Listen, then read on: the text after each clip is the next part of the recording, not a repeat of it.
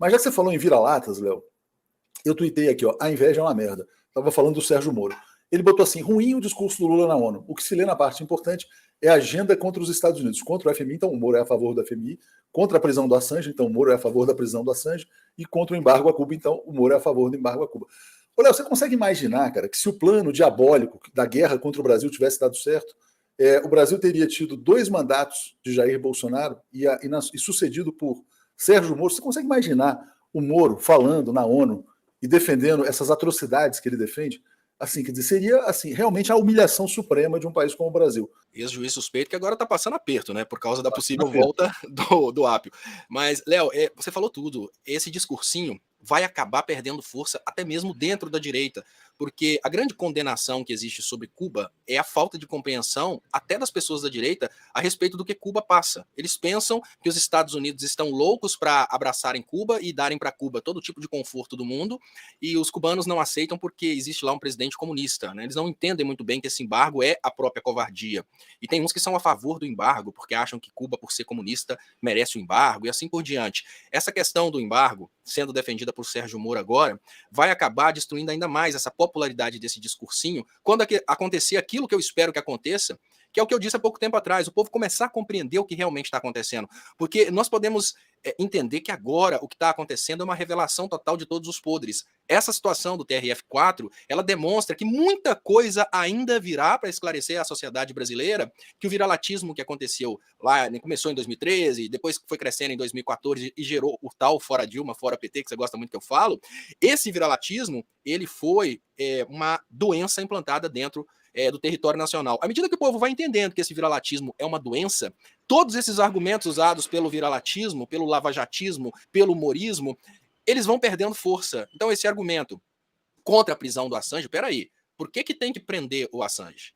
Será que as pessoas de direita conseguem explicar o porquê que tem que prender o Assange? Será que as pessoas de direita vão continuar errando a respeito dos motivos que levam Cuba para essa situação de embargo? Vai chegar um momento em que o próprio argumento do Moro vai se virar contra ele, porque o número de pessoas que vão continuar apoiando essa idiotice vai ser cada vez menor. A prova disso são os aplausos ao Lula e quem estava com o Zelensky lá para não aplaudir o Lula. Então, dessa forma, a gente vai vendo que a compreensão a respeito da luta contra essas atrocidades promovidas pelos Estados Unidos, ela está começando a ser mundial. Os Estados Unidos não estão mais controlando a cabeça das pessoas, até porque o governo perdeu o controle sobre Hollywood, o governo perdeu o controle sobre a máquina de produção cultural, o governo perdeu o controle da imprensa mundial. O mundo começa a andar agora mais de rédeas soltas. E esse mundo de rédeas soltas é um mundo que inevitavelmente vai trazer a verdade para quem nunca quis ver a verdade.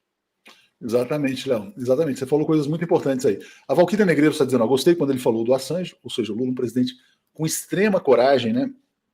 Que logo depois dele falaria o Biden. E aí, quando você falou essa coisa dos Estados Unidos perdendo espaço, Léo, eu queria falar um pouco do discurso do Biden também, te passar aqui para comentar. Antes, agradecendo aqui ao Itair, dizendo que o Zelensky ou Zelensky ou vice-versa, Lula lá. O Biden falou o seguinte, quer dizer, eu espero que todos os países apoiem a Ucrânia. E esse discurso não gerou, Léo, engajamento, sabe? Não teve aquela... E o Biden também apareceu muito cansado, sabe? Já sem energia. O mundo não está comprando essa guerra, Léo. O que você acha? Dá para ver que não dá mais, Léo, porque o que acontece é que o discurso narrado pela maioria, a gente pode comparar o mundo com a situação do Brasil. Até bem pouco tempo atrás, o que aparecia no Jornal Nacional era verdade absoluta. E saiu uma notícia em que a própria população percebe os veículos de comunicação majoritários como produtores de mentiras. Então, hoje, eu acredito que por mais que os Estados Unidos ainda tenham controle sobre o discurso a respeito da guerra da Ucrânia, porque o controle acontece nas redes sociais, tanto no Facebook quanto no YouTube, esse controle não é mais capaz de evitar que as pessoas saibam que a narrativa dos Estados Unidos não é a única. E uma coisa também que parece que a China e a Rússia chegaram à conclusão é que não basta você investir apenas em bombas e exércitos, é preciso investir na comunicação. Então, é preciso admitir que nós estamos vivendo um momento em que o outro lado está começando a ter voz. Naquele momento que nós tivemos uma investida da China contra a máquina de guerra dos Estados Unidos, nós tivemos os Estados Unidos parando de falar bobagem sobre a China. Quando a China começou a demonstrar, peraí, quem é imperialista, quem faz isso, quem faz aquilo, foi só uma cutucada da China que aquela grande repressão que existia ao redor do mundo dos Estados Unidos, da comunicação dos Estados Unidos contra a China diminuiu. Aquela conversinha fiada diminuiu. A conversa fiada contra a Rússia, ela acontece nos meios de comunicação comprados pelos Estados Unidos, mas esses meios não são mais responsáveis pela formação da opinião ao redor do mundo. A exemplo do Brasil, eles já são vistos como meios de comunicação que promovem um lado, que promovem fake news. E isso vai mudando as coisas. Hoje as pessoas formam opinião por outros meios. Então não tem mais aquela realidade em que os Estados Unidos conseguiam fazer o Ocidente inteiro ter ódio da Rússia durante a Guerra Fria. A gente tinha uma situação que a gente não sabia o porquê, mas a gente tinha ódio da Rússia. Todos os filmes falavam mal da Rússia. Eu tinha um vizinho aqui que já se faleceu, mas porque a meninada não gostava dele, chamavam ele de porco russo. Então, falar da Rússia era um xingamento. Hoje isso não acontece mais. Hoje, nem os roteiristas e diretores de Hollywood querem mais queimar o próprio filme trabalhando pela política de guerra do governo dos Estados Unidos.